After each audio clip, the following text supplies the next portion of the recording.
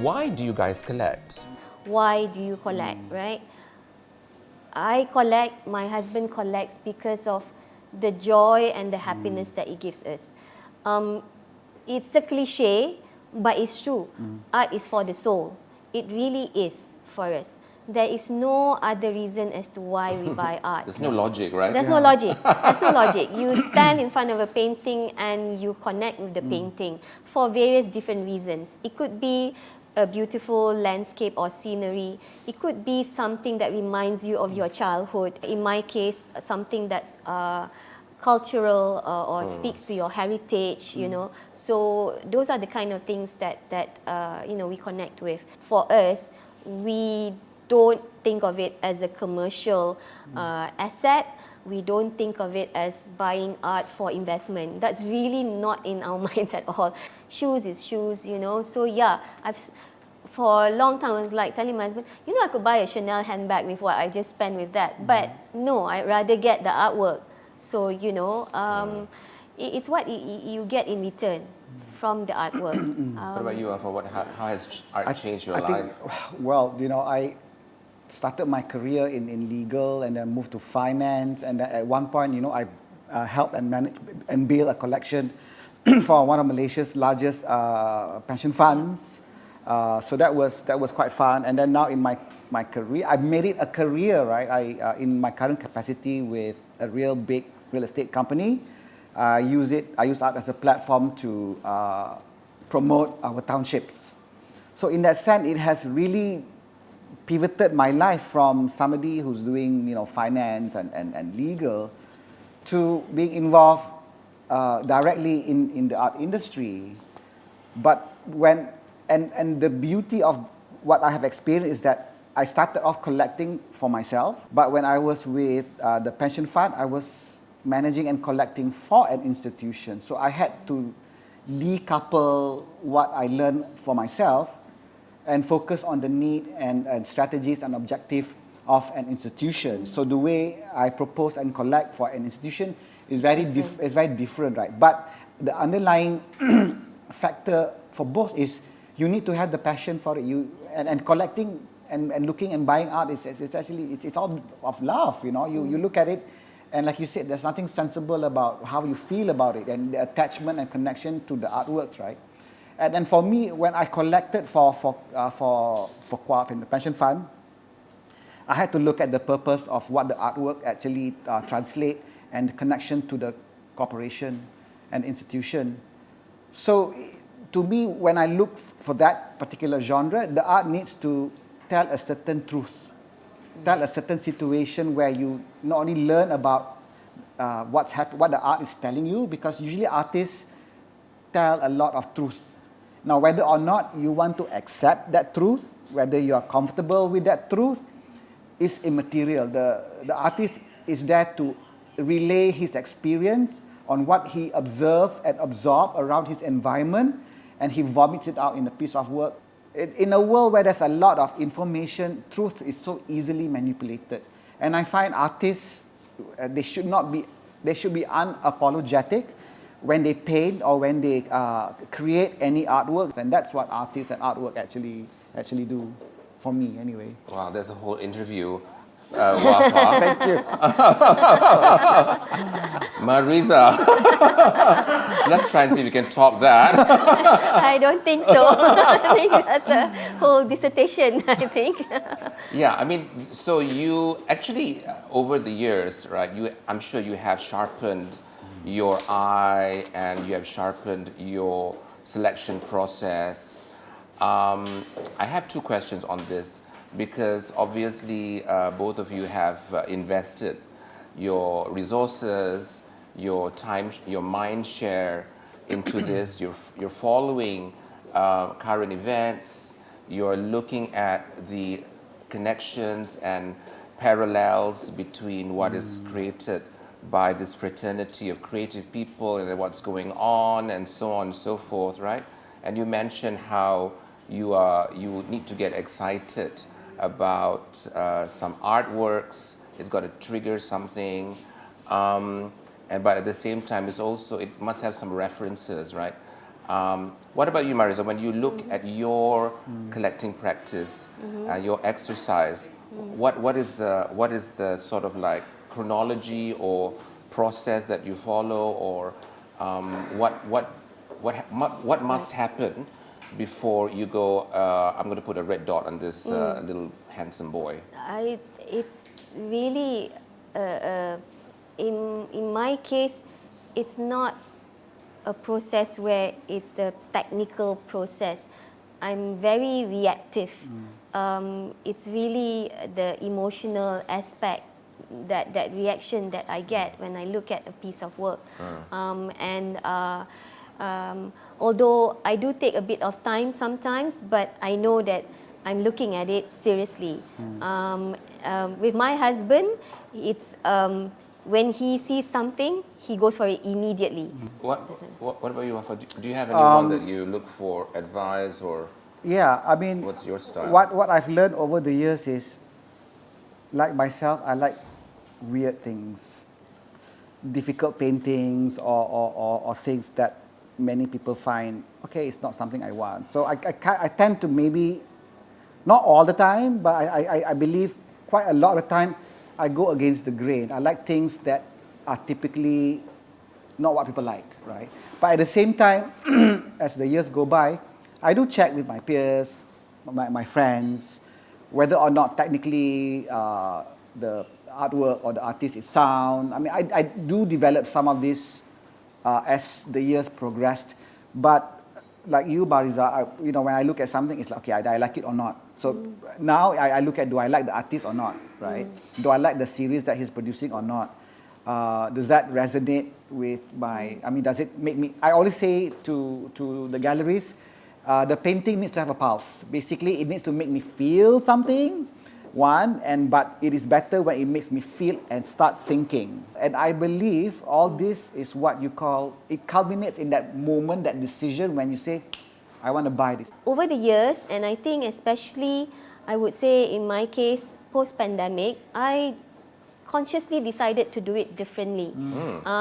Because over that 25 years, there were periods where we were inactive because we needed to focus on our careers. I was more busy, I had more kids, and then we needed to set aside funds for our kids' university and that kind of thing. But then when we would step back in, then it gets really active. Yeah. So post-pandemic, I made a conscious decision, and my husband, of course, has no issue with it, to be more active. And this time, I felt I wanted to do it differently, whereby I wanted to get to know more in terms of the connection with the artist. Nowadays, I would talk to the artist, and then I try to talk to them and ask them, okay, what's the series about, and what is this piece about? And they tell me, and from those conversations is really interesting to know and find out what's been going on in their minds, right? And how they approach the work. When I first started, I was looking a lot at the young and emerging artists. And once, you always want to level up, or when you fall further in love, you discover that actually there are so many other people out there that produces different things, in bigger size or even more expensive. And that was when I pivoted towards, let's look at the more senior artists. A close friend of mine once said, biar menyesal beli daripada menyesal tak beli. Correct. Right? That's precisely what I can't safely say that I regretted buying anything. And that's the beauty of art. There's always a time, a place that you can put the works or rehang it somewhere, and then it becomes sort of new again. And there's always something in the artwork where you will discover something new, or facts, right? And when you talk to the artists or friends, there's something about the work that you learn later on. So it's something that keeps continuing, giving you a lots of wonderment, right? Do we have a Karya Agung in Malaysia, and what is it? I don't believe that there is any specific painting That represents a Karya Agung for the country. You know, there are so many talented artists in the Malaysian art market, and they all have their own styles and all. So I don't think you can pinpoint to any particular specific painting that stands out as a karya agung as such. Having said that, I would say those artists like maybe like Syed Ahmad Jamal, Ibrahim Hussein, Latif Mohidin, those were the ones that like, you know, have reached the top. And you know, surviving one, Latif Mohidin, maybe his Pago Pago series, he has shown, you know, in France, and maybe that could perhaps be the closest that we can say, but not a particular Pago Pago painting, the series as such. That would be the Malaysian contribution to globally modernism as such, right? And that's the closest that I would say. Okay. Yeah. What about you? What do you think? I'm going to be probably slightly controversial. Good. Because I do believe they are, I can't say yang paling agung, but I do believe what you said, Syed Ahmad Jamal, Latif Mohidin, Ibrahim Hussein, those are, some of their works are karya agung. In the contemporary space, I believe there are a few outstanding artists, because you have to apply what is the criteria for you to say it's agung. Over time, you probably will either validate what your beliefs are, and sometimes it's not necessarily it's because of how much it costs, right? So time will tell. But I do believe that the journey of the art and the artist and its work throughout its history will contribute to its value in the long run. For instance, we just came back from Abu Dhabi, and some of the stuff that we saw there, and more than 70% I've never seen in my life. And I'm thinking we actually have these wonderful works in Malaysia. You're and talking now about the Abu To Know Dhabi, Malaysia, To Love Love Malaysia, show. yes. Highlights from the EFK Yes, collection, right? and I was blown away by some of the works, and I'm thinking, oh my God, I mean, I can't believe that back in the 90s we are already producing such wonderful work, because I'm comparing it to the stuff I see in the 90s when we were in the UK, right? And I'm thinking, we were on par. There were some of the things that were produced back then that was amazing. I mean, the Zulkifli Yusuf Pendeta series, that was just crazy, The right? installation Yeah, work. the installation, that was The insane. installation work, yeah. that looks amazing. That's amazing. The Hame, and of course I've seen the Hame once before, but to me these are what I believe the karya agungs of the future, given its journey. I mean, the fact that it's been recognized and admired by Abu Dhabi. I mean, we had people from Guggenheim, we had people from Christie's. They literally were, you know, fell in love with it head over heel. It was a validation to our belief that these works are actually great. For some of these younger collectors or yang baru nak berjinak-jinak, right, to come in, and I think we want more people in the club because it's more fun. What would be your advice? How can they support the art ecosystem? How can they also play a, be a participant? Not a part, but how can they become a member and friends of this fraternity? Well, I mean, it requires effort on their part since they are interested in it, but you know, they don't know anything about it. They can start with, especially the younger ones, you know, who don't have much funds. They can start by going physically to the art galleries. They can start with doing that just by turning up, showing up, right? Shows that, you know, you're making an effort. You want to learn more about the, the artist or the show that's being put on exhibition. They can support by, and when they go, they can talk about it on social media. Nowadays, all the young people are like, Instagram, Facebook or Instagram or TikTok.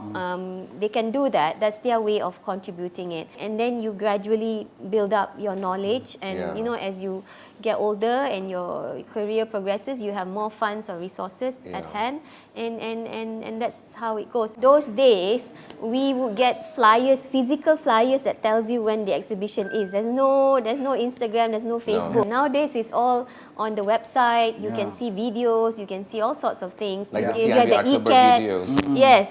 And you have the ECATs, right? Last time we have to go there physically in order to check out the works. Betul. Yeah, I remember those Dulu, times. right? Yeah. Wafa, what's your I'm gonna. secret sauce? I think Mariza has encapsulated a lot of the things that they can do. I'm just gonna add one more other important fact and thing that they can do. Pergilah CIMB Artober. Yeah, that's one more thing. Free code. Not only is it free, right? You have like what, over 20 galleries Yes. in one go. You get to learn. You get to also find out exactly how much things cost. You get to have merchandise. And then, if you can't afford to buy anything, there's always coffee.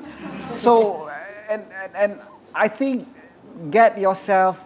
That's how you start the research. Everything is all about research. Either you talk to the artist, you talk to galleries, you talk to collectors. We used to have the Malaysian Art Expo, so we used to go every year and look forward to it. So I think now CIMB Artober has taken the place of the Malaysian Art Expo, and I must say kudos to CIMB for the initiative, because it is a great initiative. It is.